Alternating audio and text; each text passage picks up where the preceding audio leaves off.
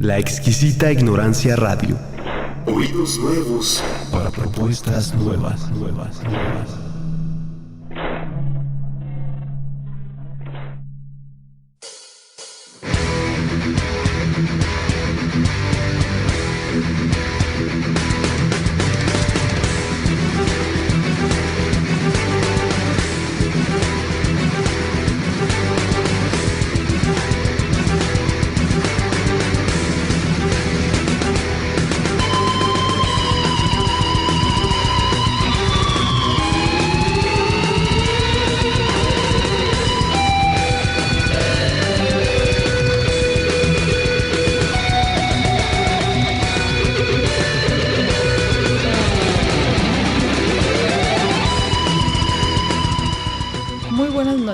Bienvenidos pasajeros, estamos a punto de despegar, abróchense sus cinturones. A continuación, les habla el capitán.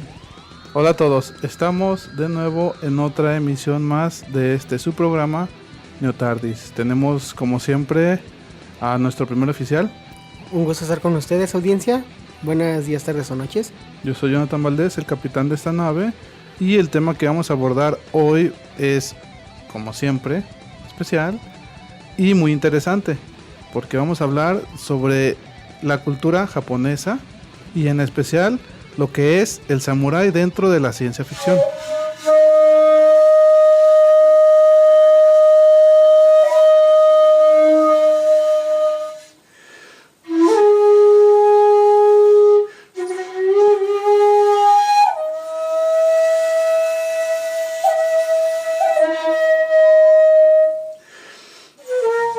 Tenemos al conocedor del tema, como siempre nuestro experto en este tema es Adlai. Bueno, casual. Y vamos a empezar desglosando primero de dónde viene la palabra samurái. ¿Podrías decirnos, Adlai? Bueno, la palabra samurái viene de la palabra saburui o samurai, que significa servir. Y bueno, esta clase de guerreros pues aparecen en una etapa donde el Japón se estaba formando. La isla de Japón pues es un pueblo ya viejo, que se desarrolla como muchos de los otros pueblos o grandes culturas, pero tiene su auge, al igual que otras grandes culturas, también a partir del siglo IV o 5 antes de Cristo, al igual que Pericles o el surgimiento de China, ¿no? Y bueno, pues esta clase de guerreros de carácter tosco, brutal y agresivo, pues toman mayor notoriedad con las guerras internas durante los primeros periodos de la historia de Japón. Entre ellos las primeras batallas por las capitales como Nara o Heian-kyo o estas cuestiones, pues los hace ganar rango. Ya para el siglo XI ya eran una clase militarizada, aparte de la nobleza, que tenían cierto tipo de características y que pues ya participaban incluso dentro de las cortes, por así llamarlas. Y bueno, es ahí cuando la palabra samurái tiene su sentido como servir o servilidad. Ya habíamos platicado fuera de micrófonos que procede de una clase muy baja, ¿no? Y va ascendiendo hasta llegar a ser de la nobleza. Así es. Sí, pues eran estos hombres toscos a comparación de la clase militar que tenían los autócratas. Pero los aristócratas en esa época pues eran más fuertes. Los aristócratas eran débiles. Bueno, gente que se dedica a otras cosas menos al oficio de matar. ¿Podrías explicarnos un poco más a fondo, Adlai, qué es este concepto de samurái? ¿Qué es un samurái en sí? Bueno, pues la cuestión es así. Vamos a tener que tomar en cuenta lo siguiente.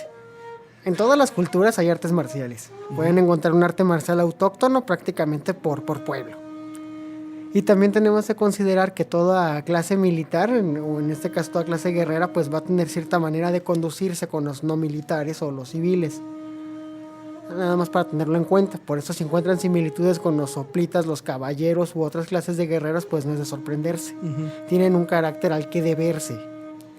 El proteger y servir es fundamental en esta clase y bueno, es lo que retomaremos. El samurái es exactamente esta figura de protectorado y a la vez de protección del estatus de las clases altas. Como es un soldado en términos algo anacrónicos, para que lo entiendan de forma más actual, pues su deber es proteger y servir. Sí. A lo largo de todos estos siglos que van a pasar más o menos del siglo XVII, 1600, 1700, cuando Tsunetomo Yamamoto escribe el Hagakure, ya han pasado toda una tradición de terribles guerras, masacres, combates e invasiones. Entonces es hasta el momento donde hay una especie de ocio por la clase guerrera, donde estos pueden reflexionar en qué consiste ser un samurái. Sí. Algo similar a lo que pasaba en Grecia con el ocio y los filósofos, pasa con Tsunetomo Yamamoto y cierto grupo de guerreros cuando no hay guerras. Ujú. Se puede pensar con libertad, o al menos se puede pensar sobre los asuntos de qué es ser un guerrero, y pues para esto Tsunetomo Yamamoto nos dice qué es. Nos dice que en primera el samurái está definido por su camino, que es la muerte. Ujú. La introducción del Bushido nos dice lo siguiente: la esencia del camino del guerrero es la muerte. Sí. Y nos dice una serie de características sobre cómo se va a aceptar la muerte, y que prácticamente no es que el samurái esté loco, es que sabe que ese es su destino.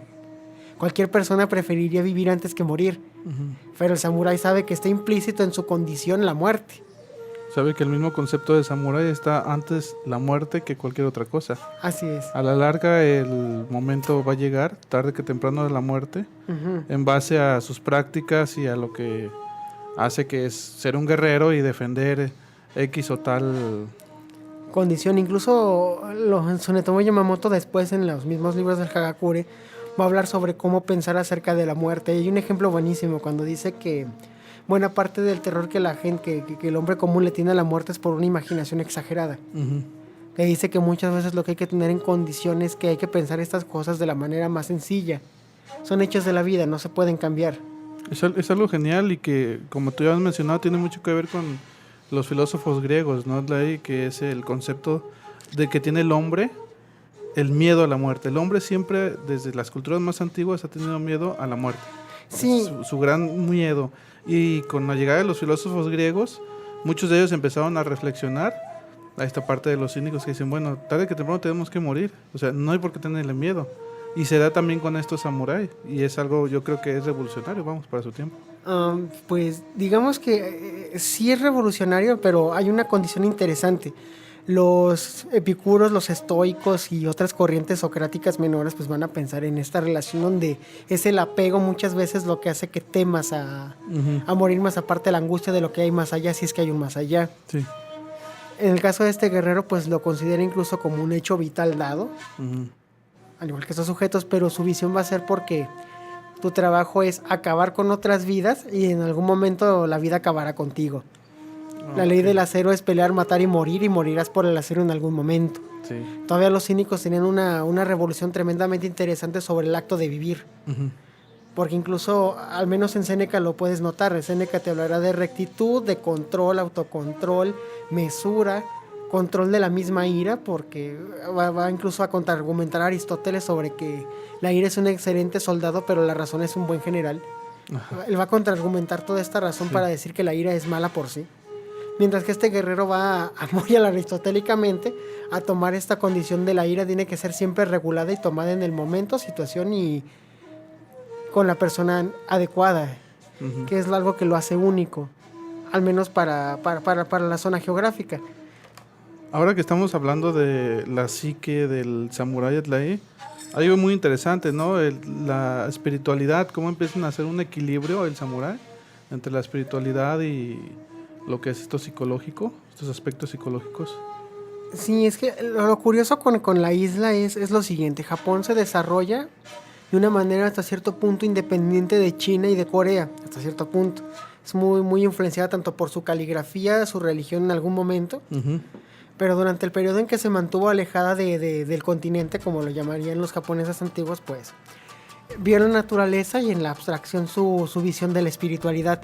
Sí. Hay un mundo invisible que no podemos ver y que es a través de los toris o puertas que se nos presentan. Cuando vean la película del viaje de Shihiro, la princesa Mononoke o el vecino Totoro, pues sí verán una manera de cómo es que ven la espiritualidad a grosso modo. Ujú. Donde son seres donde la misma naturaleza engendra a los kamis y los kamis a los diferentes tipos de espíritus. Donde incluso el hombre participa de esa espiritualidad de manera más o menos concurrente. Eso, y que su mundo está dividido en dos dimensiones. El mundo de los altísimos dioses y el mundo de los dioses terrenales. De tal manera que cuando, el mito nos cuenta que cuando Izanagi lava se baña y toma su rostro y empieza a tallarse la cara, del ojo derecho aparecerá Tsukuyomi no Taro no Kami y del ojo derecho aparecerá Amaterasu no Hime no Kami, del lado izquierdo aparecerá Tsukuyomi no Taro no Kami. Ok. La palabra Taro significa varón y la palabra Hime significa princesa, tengo entendido. El caso es que el sol es un ente femenino y la luna es un ente masculino. Contrario al occidental que se maneja. Ajá, a excepción de los alemanes que te van a decir que el sol es un agente femenino, es la sol, la sun. Y Esto que estás mencionando ahí son los mitos del Kojiki. Ah, ok. ¿Pueden encontrar el Kojiki? Sí, pues el Kojiki es como la Teogonía de Siodo, es un libro corto, no creo que supere las 40 páginas. A menos que esté bien reseñado, puede aumentar hasta 200 como la editorial Trota. Pero es un devenir de cómo es que surgen los dioses y cuántos dioses son. Muy interesante entonces. Sí, porque en la Teogonía pues hay una categoría de titanes, hay batallas, hay un Deucalión, bueno, un diluvio donde Deucalión pues tiene que salvar a su gente. Y estas cosas aquí no, aquí nada más es que se agarran a madrazos, hay una serie de traiciones, hay lecciones bastante interesantes y hay incluso rituales frente a una piedra con el cual se engendran a las cosas. De hecho es la primera entrada que vayan en círculos en una piedra fálica. Y bueno, al punto que quería llegar con este mito es que se supone que cuando nace la diosa solar, tiene su vínculo con un clan guerrero llamado Yamato. Se supone que del clan Yamato emergen todos la línea de los emperadores. Como el emperador es el hijo del sol, y también simboliza el mismo Japón, al igual que Amaterasu, y la tierra de Amaterasu es Japón, el emperador es el centro espiritual del pueblo japonés. Entonces de allá se supone que del emperador emerge toda la condición de estos guerreros, a la par porque son los protectores del imperio. De alguna manera, al igual que el caballero medieval, que es el mensajero de Jesucristo, del bien y de la luz, el samurái es el mensajero del sol, el que combate a la luz de la mañana, algo así medio extraño. Sí, pero entonces va de la mano lo que es el emperador y el samurái. Vamos, sabe que el samurái sirve al emperador, ¿no? Sí, así es. A lo largo de la historia el emperador se va a convertir de una figura militar y aristocrática gubernamental en un ornamento religioso muy poderoso y en un centro espiritual. Después, con la llegada de los shogunatos o de la policía, que en algún momento fue la policía, Japón se va a militarizar, se va a segmentar en clanes y van a tener cruentas guerras por dominio de recursos y territorio. Mencionando que tenían territorios no muy fértiles, ¿verdad? Así es. Aunque en algunas narraciones, sobre todo de esta oradora donde se toman todas las tradiciones del Kojiki, se dice que Japón producía grandes cantidades de arroz. El problema llega cuando por alguna razón esta cosa escasea y bueno, se tienen que agarrar a golpes. Eso, y que hasta la fecha Japón tiene que importar buena parte de lo que consume. Pocas veces puede exportar algo que sea de su tierra. E incluso tienen que modificar algunos tipos de cultivos para que quepan en espacios controlables, como las sandías cuadradas. Sí. Entonces, la historia del samurái va de la mano con la historia cultural y religiosa de Japón. Con la cultura de Japón, de hecho, Japón es el samurái y viceversa. De hecho, exactamente, muchas veces se ha visto, o hemos visto en series, principalmente en el anime, esto que mencionas. Otra cosa, la estructura.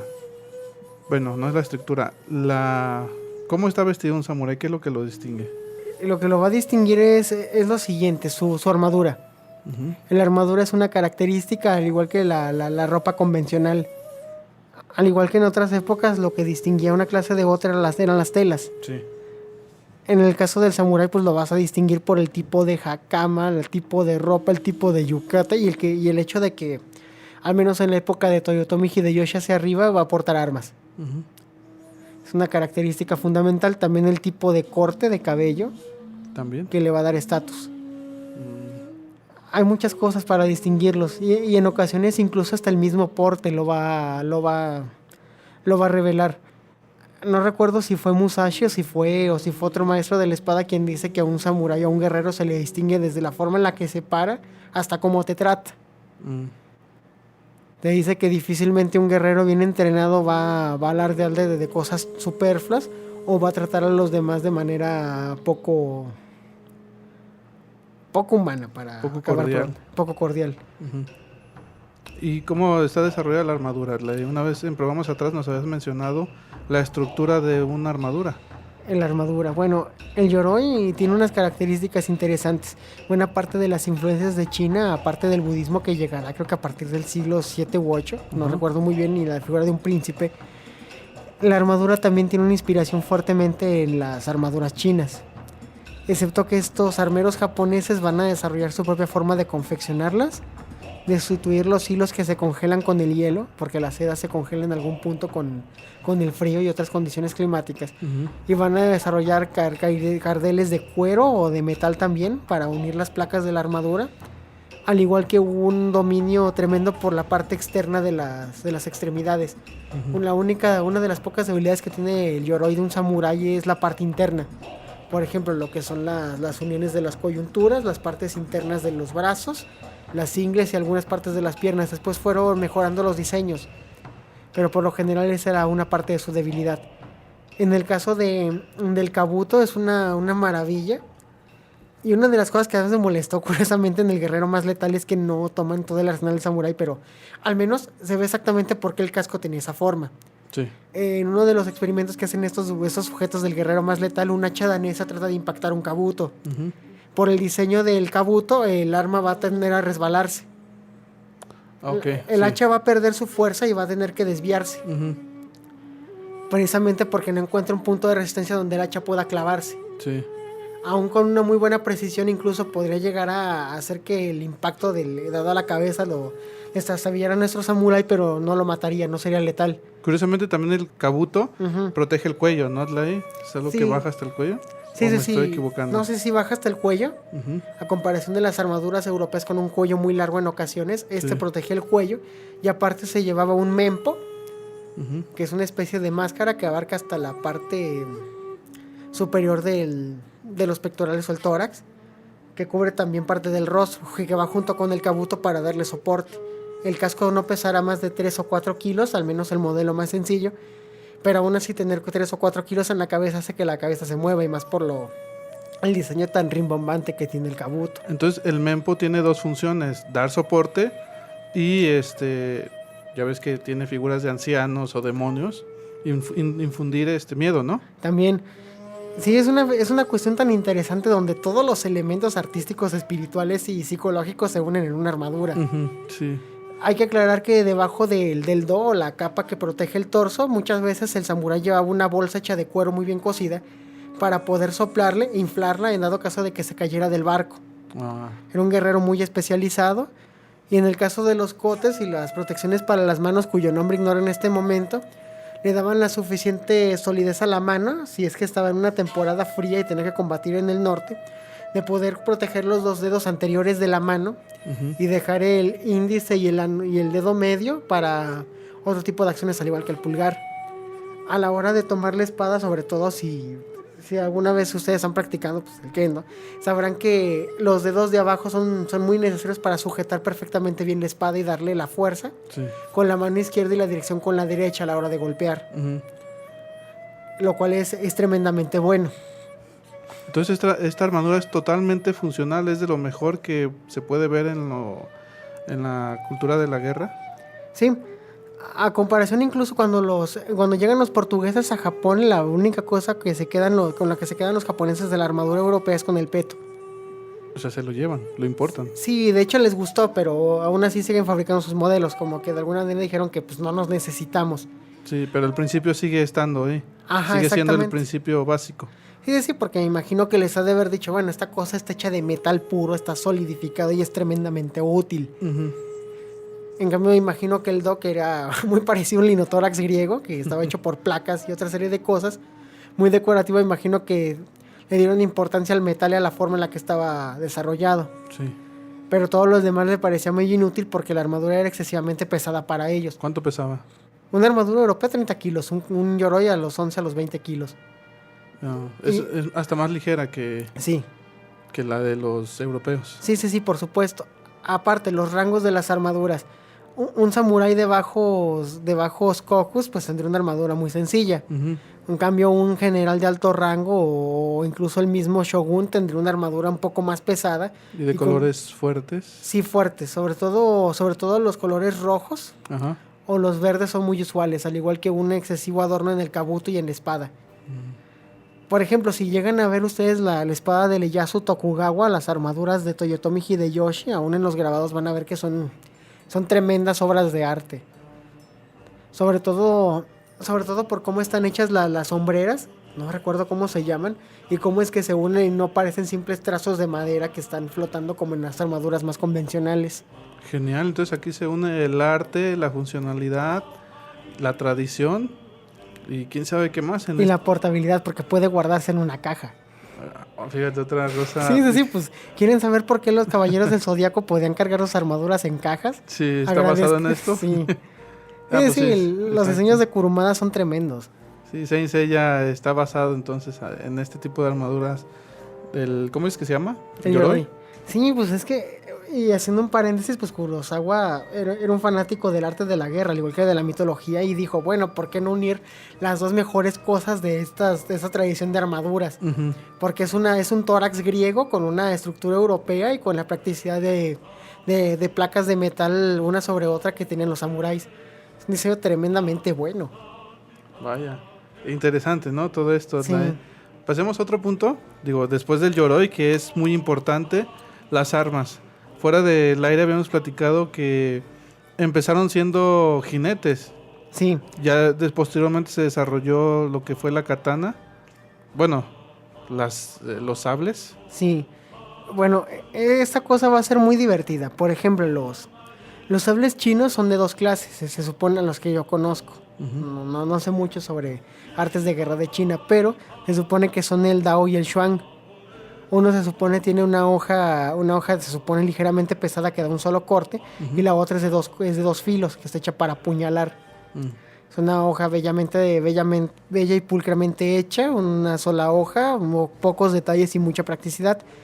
Y me imagino que esos eran los primeros diseños que ellos usaban. Sí. Aunque primordialmente el samurái, al ser un jinete, iba armado con arco. Uh-huh.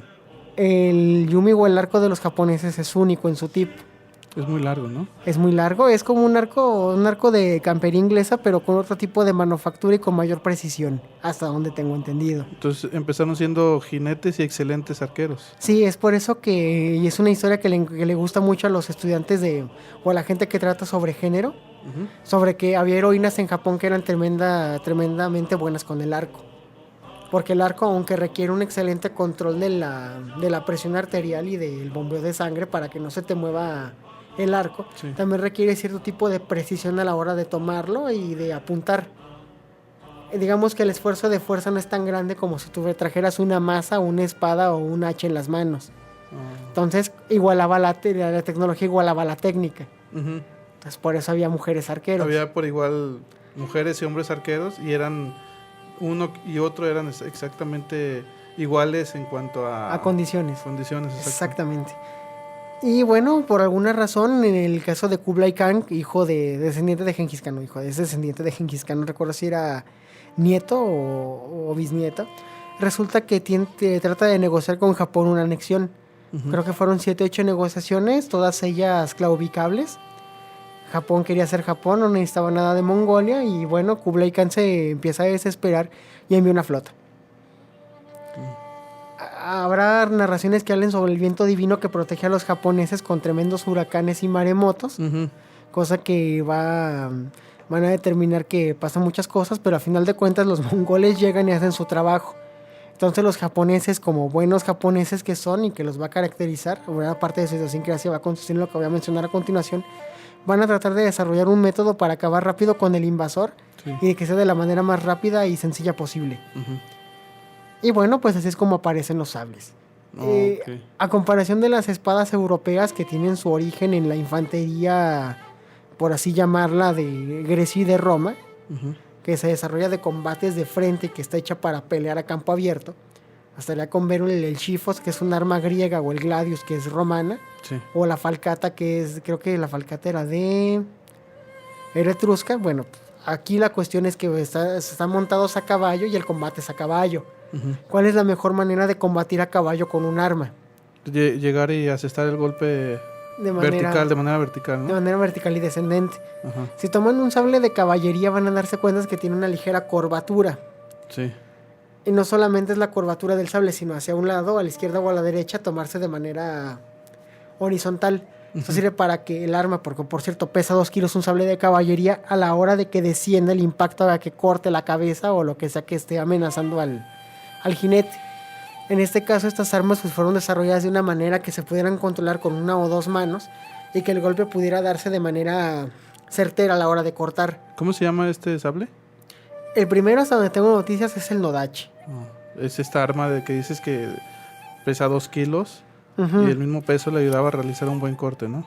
No, ese es el sable de caballería europeo. Ah. Curiosamente, el Nodachi sí iba a pesar algo más o menos aproximado a 2 kilos 300, algo así. Pero es una inmensa hoja de medir como 1,50 m, 1,60 m de largo.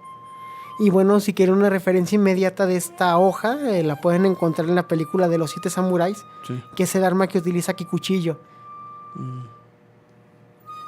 Es una espadota enorme, de hecho en algún momento de la película se le quebra. Y bueno, pues esa es una de las primeras armas que utilizan para defenderse. Los primeros sables. Ajá, al menos propiamente japoneses, hasta donde tengo entendido. Y después de los siglos y de la invasión de los mongoles, pues van a seguir refinándose hasta volverse cortos. Aparte del wakizashi, existe otro sable corto de no más de 60 o 70 centímetros llamado kodachi. Y aparte está el tanto. El tanto que es el más pequeño, ¿no? Ajá, 35 centímetros la hoja o 30. Sí, es un arma corta. Entonces también fueron expertos en la metalurgia, ¿no, Ley? Y Ujú. conforme fueron desarrollando su forma de forjar las armas, mejoraron su técnica y por lo tanto sus armas militares, los sables. Así es. Ay, disculpen. Por ejemplo, si tomamos en cuenta cómo evolucionaron las armas en otras partes del mundo de manera más o menos superficial, nos vamos a dar cuenta que las armas de caballería siempre tienen un solo filo. Ujú. El alfanje vikingo o las cimitarras de los musulmanes son buenos ejemplos de ellos, pero estos sujetos trataron de avanzar un poco más allá de estos elementos. Tanto así que si investigan la historia de los yaris o cuántos modelos de yaris hay cerca de... Hay hasta que la imaginación se les acabe. Mis favoritos es uno que se llama Kagi Yari, que es similar a una hoz. Ujú. El San Yari, que es similar a un tridente. Y hay un modelo cuyo nombre no recuerdo, que no se llama Yari, pero que la hoja se oculta como si fuera una navaja de resorte. Ah, ya sé cuál dices. Sí, o sea, son... La imaginación de los armeros japoneses es única. Y en el caso de la metalurgia, pues la forma de trabajar el acero también lo es. Ujú. Como es una fusión de hierro y carbono hasta formar una masa de cierta consistencia y de cierta durabilidad. Y localizada en una parte muy importante de Japón, pues le da un carácter bastante valioso, caro y sobre todo artesanal a este instrumento de muerte. Curiosamente, y tú ya habías mencionado, Ley, a la hora de llegar al punto en que ya son las katanas como tal, como las conocemos, tienen una manera de forjarse muy especializada, ¿no? Es todo un arte, Sí. técnicamente, y es de largo tiempo, y como ves, has hecho la similitud de la katana y el samurái, que llevaban el mismo entrenamiento un samurái, como se desarrolla un largo forma de forjar una katana. Sí. Y bueno, pues ¿cómo es que se forja el hierro? El hierro lo forjas a golpes. Es una manera de estarlo bajo un estrés tremendo, de tenerlo, al menos en el caso del hierro, para convertirse en acero, de primero la fusión con el carbón. Después los procesos y de cómo seleccionar las mejores piezas para poder hacer la espada. Después hacer todas las cortes posibles del yomón hasta que la masa vaya haciéndose cada vez más dura por cada impacto y doblez. Hasta que por fin pueda tenerse la calidad idónea para desarrollar el acero en cual va a partir la espada. Y el entrenamiento del samurái pues es de igual manera. Y lo podemos ver incluso en un atleta profesional. ¿Qué es lo que tiene un atleta profesional que la persona común no tiene? Y que incluso un militar tampoco tiene. Un largo entrenamiento. Aparte, sí, por supuesto que es un largo entrenamiento y una mentalidad de que o progresa o se estanca. Ujú. Por ejemplo, mientras que voy a tomar el ejemplo de corredores, en este caso. Por ejemplo, un corredor, me imagino que ha de correr una distancia de 3 kilómetros, 200 metros, ¿en qué te gusta? ¿7, 6 o 5 minutos? Más o menos. Más o menos. Es el estándar. Lo que le piden a un marín o un spetsnaz que corra es 2 millas en 10 minutos. O sea, la misma distancia en 10 minutos. Ujú. De alguna manera parece más relajado, es asequible a cualquiera que se entrene durante 6 meses para correr, pero aún así está muy lejos de alcanzar a un corredor olímpico. Sí. Claro, son diferentes formas de trabajo, pero en el caso del atleta, pues nada más para que se den una idea de qué tipo de requerimiento preciso y delimitado tiene que tener. El samurái lo tenía. Entonces es esto que a un atleta se le exige más empeño de sí mismo, que llegue hasta el límite. Así es. Y a un samurái se le exigía de igual manera por su condición de defensor del shogunato, del imperio, demás, que fuera igual que el acero que porta. Cabe mencionar que estas armas, a la hora de ser forjadas, son armas duras como tal, pero a la vez flexibles, es decir, a la hora de... tienen un cierto grado de estrés, es decir, que puedes doblar cierta parte de la katana, pero nunca se rompe, siendo que hay aceros que son muy duros, pero esta misma dureza provoca que no tengan un alto grado de flexibilidad de estrés. Sí. Y esto se le da como tú he mencionado, Ley, dándole golpes, golpeando el acero una, otra vez. Y tú ya mencionaste los dobleces. Creo entendido que más o menos las katanas artesanales más o menos buenas son arriba de 1000 dobleces, ¿no? Sí. Y aparte el proceso de volver a fundir, utilizar el trapo con arcilla, es un proceso delicado. Creo que a nivel microscópico lo que sucede es que con cada golpe que le das, cada doblez, se van generando cristales de carbono. Lo que hace es que sea que sea duro, y al ser cristales de carbono, son flexibles. Si agarras una katana, tú debes conocer eso, una katana artesanal, te puedes parar en ella, poner 2 tabiques y parar en ella, y es flexible. Recupera su forma. En cambio, si agarras una de industrial, de las más baratitas, en cuanto te subes en ella se quebra. Sí. Y este es el peligro, ¿no? Cuando estás practicando, que se llega a quebrar y llega a tener una astilla te llega a brincar, ¿no? Sí. Aparte de que, perdón que te interrumpa, aparte de que el filo es extremadamente duro y no es muy fácil que se llegue a mellar. Así es, sobre todo cuando ya el samurái tiene una excelente técnica de corte. Porque también va uno con lo otro, volvemos a la referencia espada samurái. Sí, tú habías mencionado antes que a la hora de hacer el corte, la misma persona puede tener una espada muy buena, pero si no sabes hacer cortes, esta espada no te va a durar. Sí, así es. Un reiterativo que ya habíamos visto en el especial de armaduras, mechas y otras cosas, pues es que una katana no va a resistir el impacto de un arma europea. Bueno, porque no está hecha para eso. Para empezar, si no, los armeros japoneses habían hallado la manera de hacerla resistente a los golpes. No lo dudaría ni por un momento.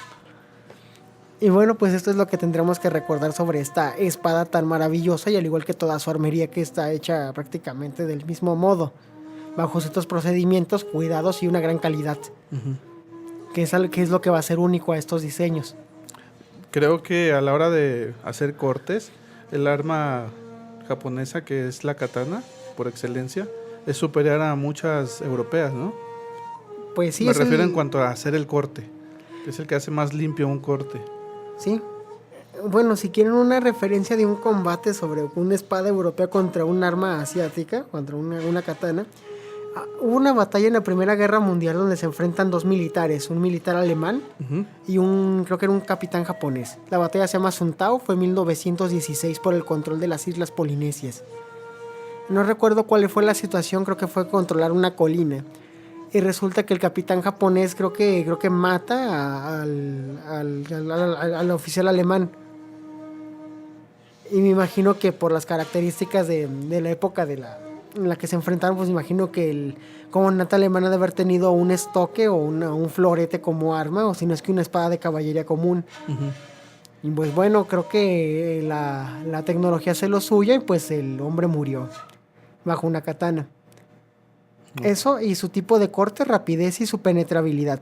Otra cosa que me encabronó bastante del guerrero más letal cuando enfrentaron al vikingo contra el samurái es que no se les ocurrió que la espada pueda apuñalarla, puede desbaratar la cota de malla con apuñalarla.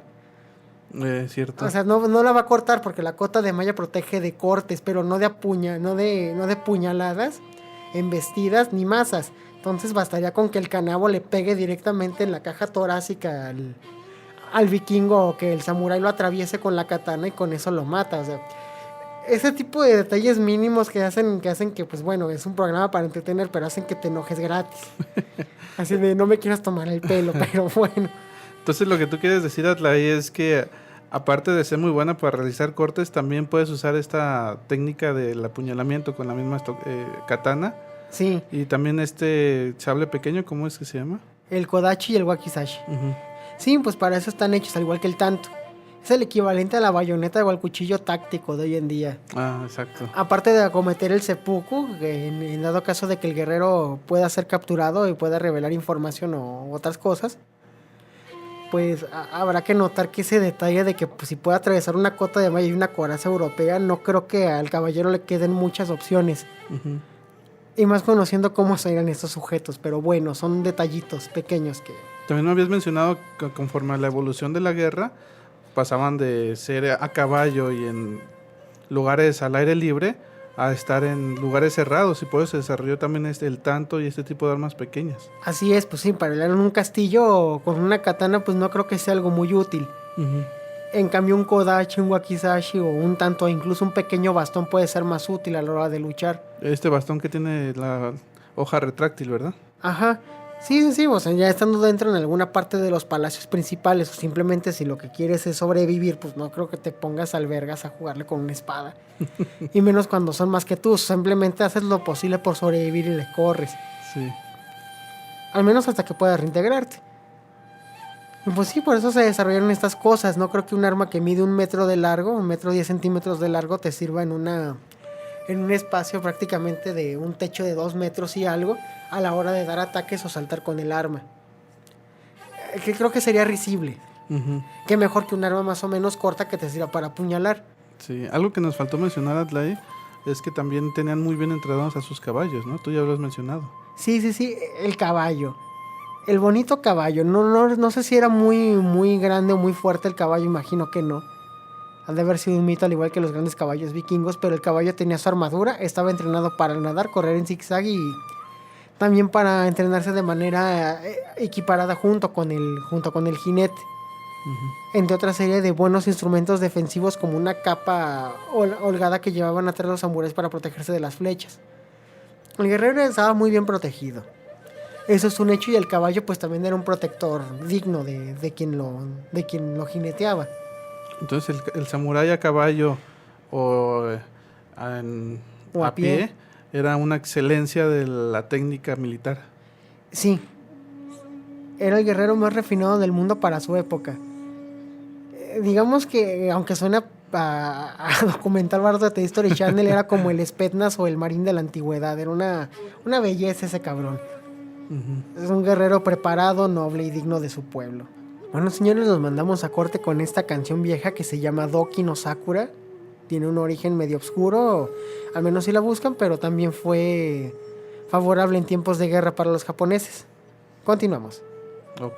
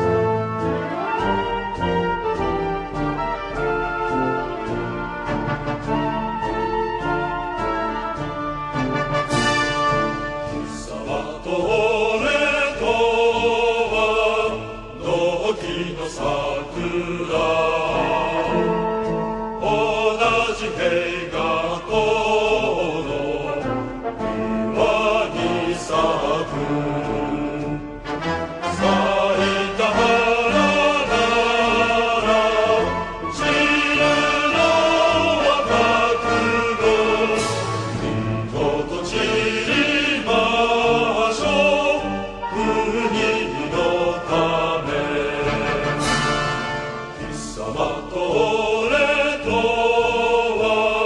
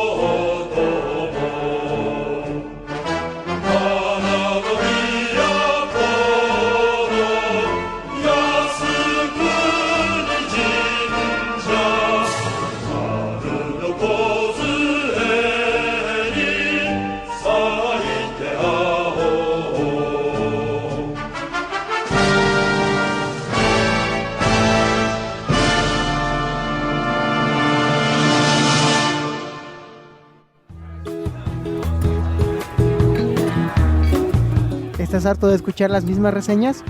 ¿Estás harto de escuchar a los mismos idiotas de siempre? Estás de suerte.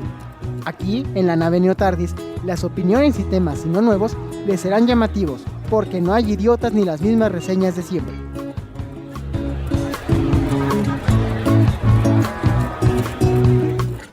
Tripulación de Neotardis, estamos de regreso.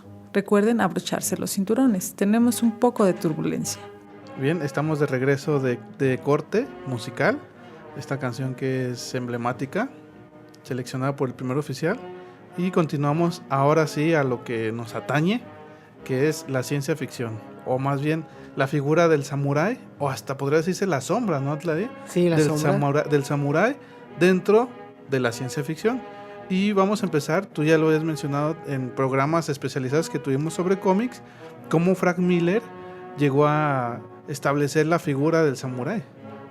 Sí, bueno, habrá que tomar lo siguiente. Frank Miller es un autor polifacético, raro y bastante conflictivo para muchas editoriales. Y bueno, creo que de toda esta gama de cosas que hace el hombre, pues el amor por Oriente, más bien la visión, lo que vio de Oriente es lo que lo llevó a crear un Batman con cierto tipo de características muy propias de un Ronin, a crear un cómic llamado Ronin, a darle la identidad a mi hijo de una mujer ninja y también de una geisha que aparece en Sin City, a Daredevil darle las características también de un shinobi y incluso crear una mujer griega ninja llamada Electra Nachos. Exacto. A una kunoichi. Y bueno, pues es un elemento que habrá que revisar. Por ejemplo, si sabemos qué es lo que hizo Frank Miller con Daredevil, nos daremos cuenta que, bueno, Daredevil es un mutante que no puede ver, pero que sin embargo, al igual que Batman, pues depende de una figura imponente y que cause terror. Pero a comparación de nuestro ricachón de Ciudad Gótica, bueno, pues Daredevil tiene características que lo hacen propios de una figura mítica como un ninja, en este caso, donde puede usar la prestidigitación, el terror y otro tipo de artimañas para sobrevivir. En contraparte a otros elementos propios que vamos a ver incluso en la serie de los 90s de Batman, donde Batman recibe el entrenamiento de un samurái. Ahí podemos ver exactamente el código del Bushido a todo lo que da, o hasta cierto punto tomado y occidentalizado por Frank Miller en la figura de nuestro Caballero de la Noche. También se plasma en Batman del inicio, ¿no? Ahí como es entrenado de manera similar, si no es que igual a un samurái. Sí, así es. Sí, ese tipo de conexiones donde, bueno, estás entrenado, listo y preparado para lo que te acontezca y, bueno, de algún modo habrá momentos en los que confronte la realidad con su propia ficción. Al menos en el cómic de año 1 se van a ver estas cuestiones de su ficción personal con la realidad, donde tres mocosos le están empezando a golpear y él mismo en su análisis personal se da cuenta que los mocosos son cualquier tipo de rufianes. Sí. Uno le da una patada y dice, el mocoso es fuerte y aún para su edad lanza buenas patadas, está entrenado. El otro sujeto dispone de poca disposición y el otro ya está cansado, el peligroso es este. Y todo por evitar que se robara una televisión. Y ahí es como que de alguna manera se da cuenta que la cosa no está fácil. Sí. Y bueno, a la larga pues así es como se va desarrollando. Aparte, Batman no mata a nadie gratis. Si es que nunca ha llegado a matar a nadie por una condición moral que él tiene. Hay una parte donde puede ser un culero a más no poder y dar cuenta de que la justicia no existe cuando no hay oportunidades ni de trabajo, ni de salud, ni de nada, pero no por eso vas a matar o a lastimar a la gente. Además, nada más le pones una putiza y lo calmas. Sí, tanto así que ya lo mencionamos en un programa que Superman tuvo que hacer el trabajo sucio, ¿no? Sí, así es. Porque pues bueno, Batman es Batman y no va a matar. No va a matar. Bien, otra figura también que está muy presente y digo, a mí me parece genial y más porque es muy longeva, es también de los X-Men, ¿no? Lo que es Wolverine. Bueno, en el caso de Wolverine, pues ya sabrán, entre guionistas y otras cosas, pues cambian de origen. Y acotación importante, los cómics también son ciencia ficción. Y más porque estamos hablando de mutantes, accidentes químicos y otras cosas. Nada más para que lo tengan en cuenta y que Batman pues es parte del universo del cómic donde se segregan otras inspiraciones. Bueno, Wolverine, que en una ocasión ha estado incluso inmiscuido en las invasiones a Europa o en las guerras del Pacífico durante la Segunda Guerra Mundial. Y en muchas ocasiones ha tenido que liarse contra un samurái de plata de nombre Kenshiro Harada. al cual por cierto creo que pierde el brazo en 2006 a manos de Wolverine en un intento de negociación. Aunque Kenoshiro Harada es Kenoshiro Harada y posiblemente ya tenga otro brazo. Sí. Conociendo cómo son estos guionistas. Y bueno, donde se demuestra el origen de tanto como peleador del Bushido como que su ideal es ser un samurái, pues los vemos en Avengers, entre Secret Invasion, la iniciativa y estas historias posteriores a Civil War, donde pues bueno, el Doctor Extraño, para poder hacer que estos sujetos se autodescubran a sí mismos en una sesión, pues se ve que la figura de Wolverine está inmiscuida por un guerrero samurái. Uh-huh. De alguna manera la imagen de Wolverine, pues que desea aspirar a ser un guerrero como estos. Que es una cuestión bastante interesante porque Wolverine es todo lo contrario a lo que representa un samurái. Es violento, pendenciero, agresivo, manchadito, irresponsable. Es un ser bastante conflictivo. Incluso no sabe trabajar en equipo aunque pertenece a los X-Men. Entonces son un tanto contrastante que su ideal de guerrero sea un samurái. Quizás sería otro Wolverine si llegara a tener este ideal, porque creo que también uno de los orígenes llevó un entrenamiento militar de samurái. Sí, así es. Y si llegara a respetar este entrenamiento y hacer como un samurái, sería otro Wolverine, ¿no? También es por eso que es lo que da la chispa a este personaje. Sí, así es. Creo que en esas características es donde reside su encanto, en que más que parecerse una visión a los Tsunetomo Yamamoto, que es rígida, dura y tradicional, es un Musashi. Uh-huh. Él hace lo que pueda para sobrevivir y pelea como Dios le da a entender, aunque conozca la técnica. Es más pragmático. Okay. Más útil en términos vulgares. Sí. Y eso lo hace único. Ok. ¿Qué te parece, Lady, si brincamos a otra serie? Uh-huh. Bueno, esta no es una serie, es una saga. Uh-huh. Y ya vimos que el autor de esta saga, que es George Lucas, uh-huh, se inspiró mucho en la mitología. Respetó mucho desde la griega hasta la nipona. Y tenemos a la figura del Jedi. El Jedi. Bueno, aquí hay un apartado complementario con la primera fase. Dentro de los géneros del cine hay uno llamado Jedi Mono. Uh-huh. Incluso en el anime uno de los géneros es el Jedi Mono. Uh-huh. Cine de época se usa como cine de época. Su mayor exponente pues es el señor Akira Kurosawa. Uh-huh. Quien haya visto películas como Rashomon, Shishin no Samurai, Trono de Sangre, Nora Inu, entre otras, pues sabrá a qué me refiero. Y bueno, la figura del Jedi consta en primera instancia de un origen prácticamente clerical. Es un guerrero que puede ser susceptible a controlar las midichlorias y con ello la fuerza. Uh-huh. La fuerza es un elemento neutro que habita en el cosmos. Algunos individuos tienen mayor predisposición a controlarla que otros. Sí. De alguna manera, pues los Jedi pudieron a la larga de varios eones dominar este tipo de energía muy particular. Oye, Adlai, déjate interrumpo. Está la similitud de las midichlorias, ¿no? Con esta concepción japonesa del ki. Del ki. Bueno, aquí vamos a entrar en un territorio interesante. Las artes marciales japonesas, eso lo van a ver sobre todo si practicaron karate. Hay un principio que se llama Kiai. Ajá. Unión de mente, cuerpo y espíritu. Se supone que el Kiai también es un grito de guerra japonés y involucra esas tres unidades en una sola. Se supone que quien pueda dominar esta condición de Kiai, pues por lo menos estará más arriba que el humano promedio y tener otro tipo de concepción y otra forma de ver las cosas. La unión de mente, cuerpo y espíritu, esa es lo que los Jedi llaman la fuerza. Uh-huh. Exacto. Y bueno, la fuerza pues consiste en esta unidad cósmica que, bueno, ya se explicó antes. Uh-huh. El Jedi tiene esta condición y por eso es que se supone puede manipular el sable de luz y poder luchar sin miedo a lo que se enfrente. Eso y tener una vida monástica. Los Jedi son monjes hasta cierto punto, son como los caballeros templarios, una orden sacerdotal que está dispuesta a pelear en este caso por lo que se considera justo o bueno para el cristianismo. El Jedi de igual manera, pero a su universo particular. Uh-huh. Y lo vamos a ver en toda la saga, estas condiciones de cómo funcionan las midichlorias. Y hay una explicación que le da Qui-Gon Jinn, no recuerdo si es Qui-Gon Jinn o este Obi-Wan a una persona sobre qué son las midichlorias y cómo funcionan. No recuerdo. Que todo el mundo las tiene y que por alguna razón son unidades. Ajá. Y aunque puedan ser hasta cierto punto cuantificables, nadie sabe cómo se usan. O más bien cómo actúan, y solamente quien sabe usarlas puede explotarlas a su mayor capacidad. como el Kia y la unión de mente, cuerpo y espíritu. Sí, Sí. es el equivalente europeo a Anima Sana en corpor sano. Para acabar pronto, y bueno, el Jedi es lo que desarrolla. La técnica de combate del Jedi es netamente un samurái.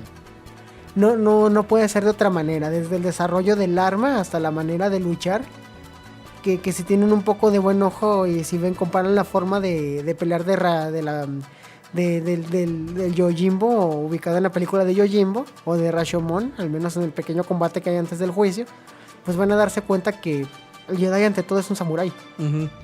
Incluso la ropa, porque es un hikogi lo que trae arriba. Sí. Es un hikogi y de alguna manera es como si fusionaran a un espadachín español del siglo de oro con un samurái. Ujú. Sí, porque también hay una presencia del clásico duelo con espadas uno a uno propio de los japoneses y otros elementos del western. Que por cierto Kurosawa va a tomar de sus homólogos norteamericanos. De hecho es como el western, ¿no? Y lo que ya mencionaste, el samurái, es decir, a pesar de que tienes armas y tienes ejércitos completos, lo que vale en sí, y para mayor gloria de los combatientes, es el duelo cuerpo a cuerpo, uno a uno. Así es. Hasta si llegan a ver Star Wars y las batallas que ya mencionaste tú, Ajá. parece que estén danzando, ¿no? Es tanta la agilidad Sí. y el dominio de la espada láser en este ejemplo, que muchas veces parece que están danzando, es algo hasta muy artístico, ¿no? Sí. Pero en realidad están peleando, y a diferencia de el samurái, por ejemplo, ya se sabe que el Jedi se enfoca en las manos y en la cabeza. Pues el samurái tenía también puntos preferibles para realizar los cortes, ¿no? Sí, así es.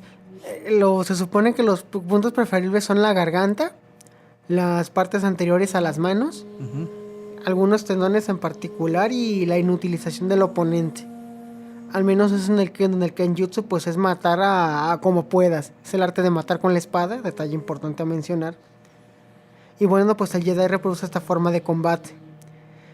Y hablando sobre que estaban danzando, lo increíble de una persona que llega a dominar cualquier técnica en cualquier área que sea, Ujú. es que va a hacer que lo difícil parezca fácil y que el movimiento está tan previamente controlado y ejecutado de una manera tan precisa que equipara los movimientos de una bailarina de ballet o algo similar.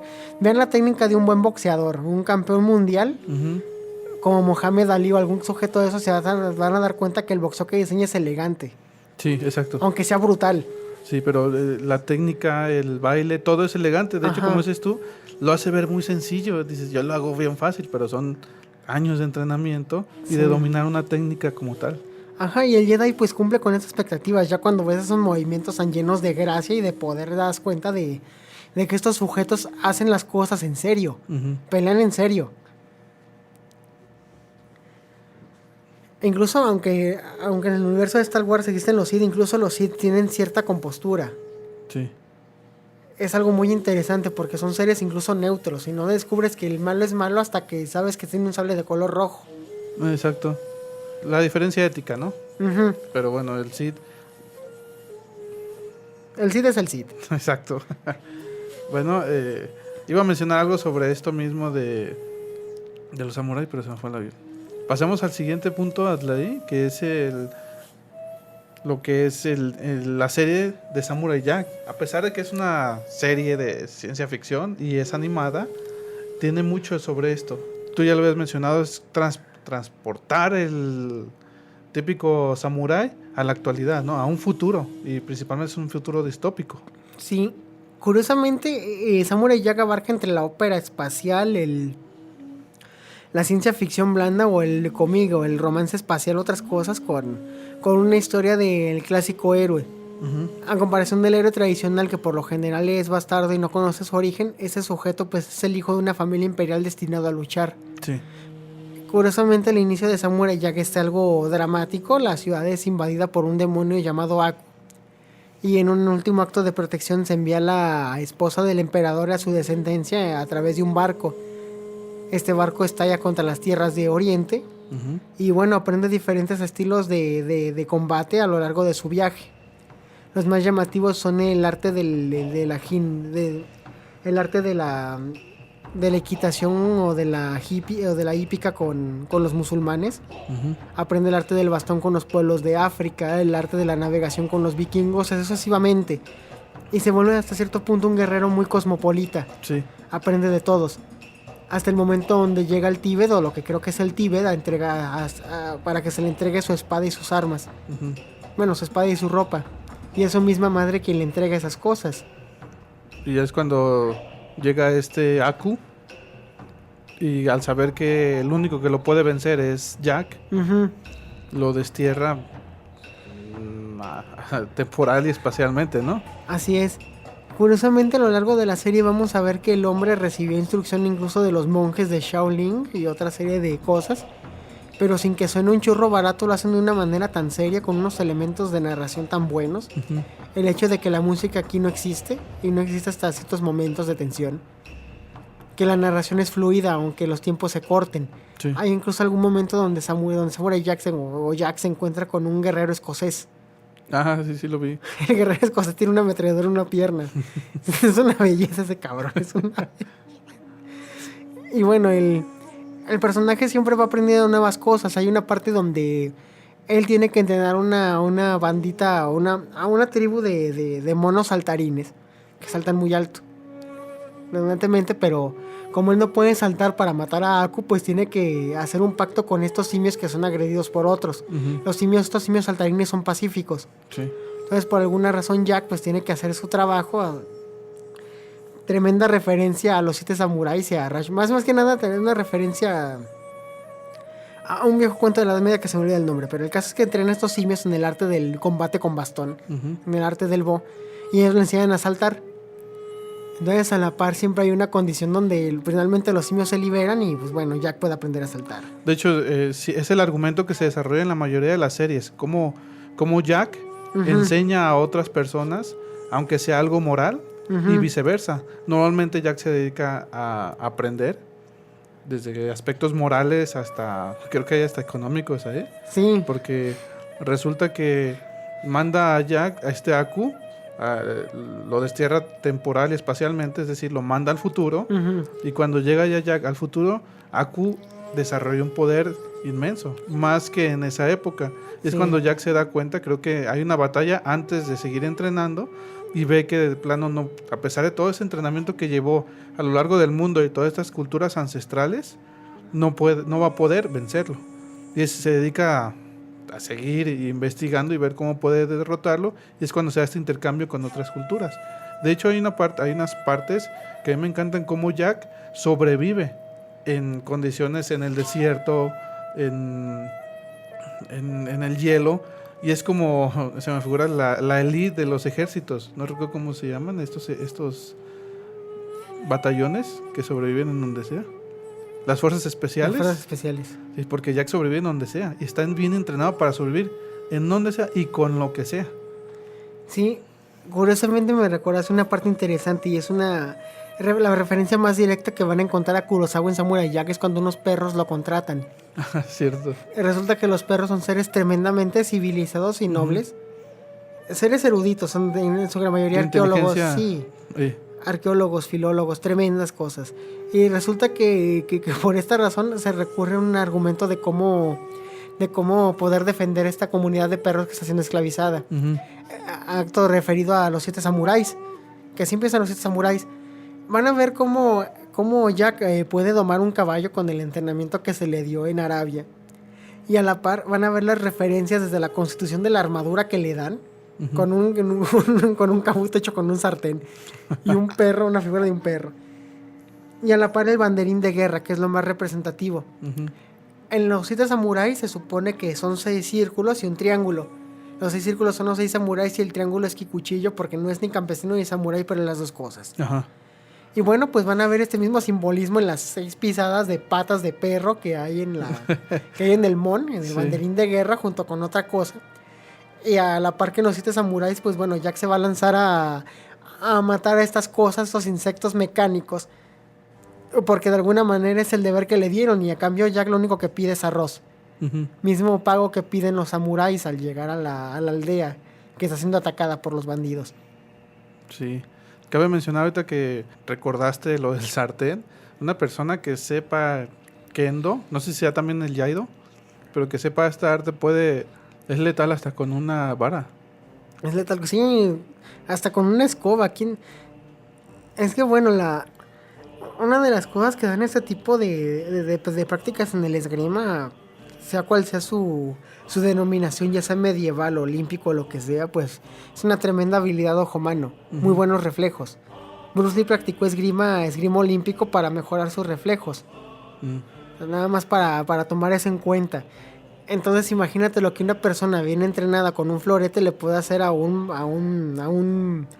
asaltante de, no sé, güey, de lo que sea. Con un palo de con escoba. un palo de escoba o con un bastón o con un paraguas. Sí. O sea, que no se diga un samurái, ¿no? O una persona entrenada en el kendo y en el aido, pues, que por cierto van de la mano. Uh-huh. Entonces también en el Yaido. Sí, pues van los dos de la mano. Hay que especificar, mucha gente, o yo creo que hay gente que no sabe la distinción entre Yaido y el kendo. Bueno, hasta donde recuerdo, uno se supone que es el esgrima japonés. El kendo es el esgrima japonés, diferente del kenjutsu, que es el arte de matar con la espada. Y en el caso del aido es la forma de cómo desenvainar correctamente y cómo cortar. Un corte, exacto. Sí. Es más, el kendo es más deportivo, vamos, como Sí. tal. Exige más de la persona. Y el Yaido es únicamente la defensa, a través de un ataque. Así es. Los cortes que van a ver en el aido tienen que ver incluso con el sonido de la espada. Entre menos sonido se haga, el corte es más limpio.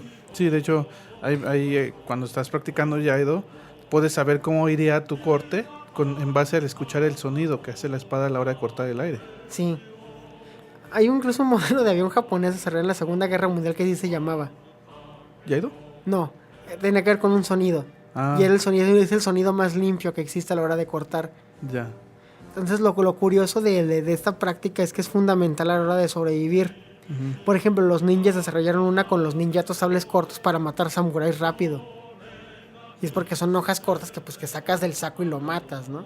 Cabe mencionar, bueno, de hecho tú ya lo habías dicho anteriormente en la pero quiero resaltarlo.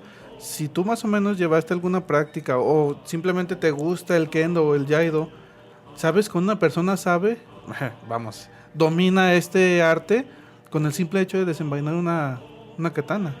Es decir, o envainarla. Es decir, casi te aseguro que le das una katana a una persona y con el simple hecho de cómo la trata, sabes que domina este arte. Porque algo que nos faltó mencionar, pueblos donde existe una espada que es mítica, se le atribuye una alma. O poder. O un poder, exacto. Sí, Excalibur es un buen ejemplo.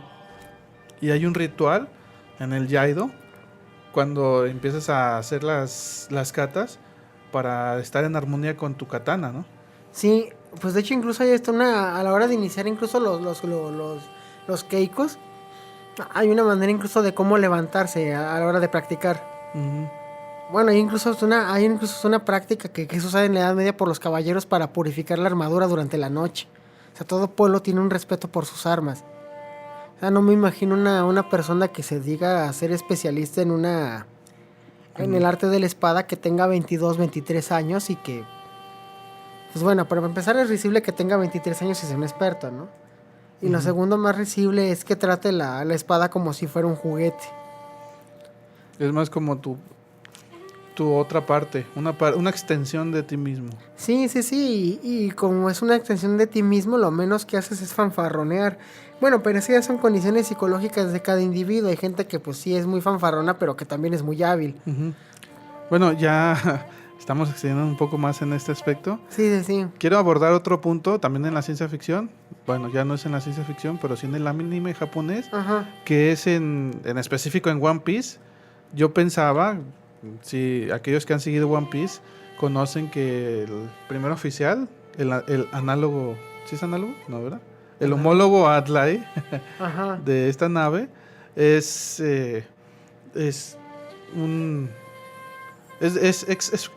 experto en el arte de las espadas y maneja 3 espadas. Ajá. Y tú me has dicho que es una técnica que sí es verdadera. Yo pensé que era nomás el anime, pero son 3 espadas, 3 katanas las que maneja. Sí, por ejemplo Musashi creó el Nitenichi Ryu, también existe el Santoryu. Pero pues bueno, no es tan mágico ni tan tan, ¿cómo se le puede decir? Tan místico como lo presenta nuestro amigo Zoro, Zoro, no exacto. Zoro. Simplemente es la manera de cómo poder utilizar las 3 armas en determinados momentos. Porque hay algo mencionar ahí, exactamente ya en la época más moderna o la última época en donde fue el esplendor de los samurái, ¿cuál era su armamento? Porque tenían 2 katanas, creo que llegan a tener dos katanas y uno de estos sables cortos. Sí, primero que nada la manera en la que peleaban, pues bueno, su arsenal consistía en un tanto un wakizashi y una katana, por lo general junto con un kanabo. Ujú. Y bueno, volviendo a lo de Shinto-ryu, no lo de Shinto-ryu, lo del Santo-ryu, pues bueno, sí es a cierto punto una técnica ficticia para One Piece, pero bueno, el estilo existe para poder utilizar correctamente alguna de las 3. No que las 3 usan el movimiento. Sí, Es muy que estaría muy complicado. cabrón. Si con una te mueres, ¿no? Si con una te... Es para hacer la simbolización antes de que de repente llegue un fantoche y dice, sí, pero según las técnicas y... Bueno. No falta. Algo que sí está bien plasmado en One Piece es como el entrenamiento de Zoro, que es muy exhaustivo, Es muy duro. muy duro, aprovecha cualquier momento para entrenar y tú ves que entrena en partes donde está en el hielo sin camisa, pero con este dominio cuerpo-alma, normalmente cuerpo-espíritu, logra dominar el cuerpo y seguir Ajá. haciendo un entrenamiento sin que le afecten la intemperie, pues Sin que le afecte el clima, sin que le afecte clima. nada. Exacto. Bueno, el capítulo que creo que es el que hace referencia cuando está entrenando en una isla que tiene un clima muy frío. Ujú. Aún después de que creo que un espadachín le hizo un corte tremendo, por el cual debería estar descansando en lugar de estar haciendo entrenamientos duros. Sí. Y bueno, pues qué más que hay que decir de este entrenamiento de Noronoa Zoro. Es continuo y constante. Exacto. A pesar de que llega a ser dominante de esta técnica, sigue entrenando y sigue mejorando constantemente. Similitud con los samuráis. Así es. Ahora, también una figura muy constante que es exclusiva de los japoneses o de la cultura nipona son los mechas. Y muchos mechas tienen como arma una espada. Sí. Sobre todo los de Gundam. Gundam es buenísimo creando espadas láser para mechas de 30 metros. O armas láser para todo. Y bueno, ahorita que recordé eso de los mechas, recuerdo que al menos el Gundam 00 tiene por arma principal un sable láser, al igual que el del creo que el 04, que es el del chino del Uzumei, pero bueno. Sables. Bueno, por último, Adlai, hay una serie de videojuegos donde se domina esto también. Hay 2, bueno, y de hecho hay varias. Por ejemplo, está The Last Blade y está Samurai Shodown. Ujú. En el caso de The Last Blade, pues bueno, ya es el periodo de la restauración Meiji. Hay europeos y bueno, la historia se cambia con ciertos elementos. En el caso de Samurai Shodown, pues el único que es un samurái creo que es Hubei Yagyu porque pertenece a un clan y el resto son ronins que se agarran a golpes. Que por cierto, hablando del Santo-ryu, pues aquí no vamos a ver un cabrón con 3 espadas, sino con 7 u 8 que se llama Yoshitora Tokugawa. Vaya. Hablando de es un estilo fantástico y este sí se vuela la barda porque tiene 8 espadas y atacan de manera mágica. Sí. Bueno, es que hay que tomar en cuenta que una katana más o menos normal pesa 1 kilo, 1 kilo 100 Ajá. y es cosa que dominas con las 2 manos y Ujú. mide de 1 metro a de 90 a 1,10 de largo. Pues es con una tienes más que suficiente y con un entrenamiento exhaustivo para poder dominarla. Sí. Ahora esta persona que tiene 8 ya... No, ya es una mentada. De hecho, afortunadamente, si llegan a preguntarle a un instructor certificado de Kendo sobre el Santorio, le va a decir a lo mucho que, pues, si se refiere a que, pues, que puede utilizar cualquiera de las 3, pues, está chido, ¿no? De ahí a que exista, pues, creo que lo más cercano que pueden tener creo que es el de Musashi. Ujú. Y es un pedo. Sí, o sea, no me imagino un sujeto con 3 espadas haciendo cosas extrañas. Bueno, antes de despedir este programa, Adlai nos va a mencionar algunos textos que para las personas que estén interesadas en indagar en esto, donde pueden encontrar... Niten Ichiryu. Exacto. Bueno, pues los 2 textos bases de los que pueden partir, pues son los los icónicos, los libros de los 5 anillos de Miyamoto Musashi, donde expone que es el arte de tomar el sable largo con una mano. Viene en el libro de la tierra. Ujú. El otro pues es el Hagakure de Tsunetomo Yamamoto, muy tradicional, básico en la cosmovisión del arte de la guerra de los japoneses, y al menos si lo encuentran en una muy buena edición, ya sea en inglés o en español, ya que si lo leen en japonés son afortunados, pues notarán exactamente cómo es que pensaban esos sujetos.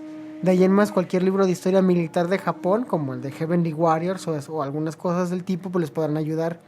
Oscar Ratti y Adele Westbrook en Los secretos del samurái, que tiene 2 tomos, tengo entendido, también es una excelente referencia. Ujú. Y pues también si tienen algún profesor o instructor oriundo de semejantes tierras y que aparte le gusta la historia de Japón, pues les podrá funcionar. Aunque no hay nada como la historia militar. Sí, exacto. Las películas también, ¿quieres mencionar algunas? Ya mencionamos las series, Ajá. perdón, las series de animación o Ajá. animes, pero hay unas películas también que nos pueden ayudar en esto, Adlai. Sí, bueno, películas. Sobre todo Los 7 samuráis. Los 7 samuráis es como que básica. Yojimbo sobre todo. Bueno, pues toda la filmografía de Kurosawa, bueno, casi toda. Yo me quedaría con Yojimbo y Los 7 samuráis y Trono de Sangre. Al menos como parte básica. Después, si le quieren indagar ya por otros rumbos, pues van a hallar que está Samurái Americano con sus asegúnes y ver la distancia, por obvias razones, y bueno, encontrar la vida de ciertos personajes. Por ejemplo, la vida de Funakoshi, ¿no? No es un samurái como tal, es el padre del karate moderno, pero su padre era un samurái. Ujú. Y también sus maestros creo que lo eran. Y Tosuya Sato creo que eran samuráis. Otras historias que les van a sonar muy interesantes. Hay una historia de un guerrero samurái, creo que fue se llama Kusunoki Masashige. Este guerrero dice que ojalá tuviera 7 vidas para entregarlas por su nación. Y fue una de las muchas frases que utilizaron el imperio japonés para alientar a las tropas durante la Segunda Guerra Mundial. Ok. Entonces la frase ya te da una simbolística bastante interesante, entre otras cosas. Nada más para que tengan en cuenta qué tipo de forma de pensamiento tienen estos sujetos. Bueno, pues se nos está acabando el tiempo. Agradezco a todas las personas por estarnos escuchando. Gracias, Adlai, por estar con nosotros. A ustedes también, escuchas, y a usted también, capitán. Las redes sociales las puedes mencionar, Adlai, para que nos den alguna sugerencia o nos manden algunos obsequios a la estación. Bueno, si gustan, bueno, las condiciones son las siguientes. Nos pueden encontrar a través de www.exquisitaignorancia.com, sección de programas Neotardis. Nos pueden encontrar también a través de Facebook, por el buscador a través de Neotardis, y también en Facebook a través de la Exquisita Ignorancia Radio, o por iVoox con el nombre Neotardis.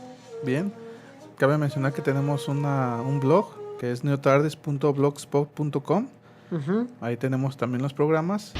Yo soy Jonathan Valdés, el capitán de esta nave. Nos escuchamos para la siguiente semana.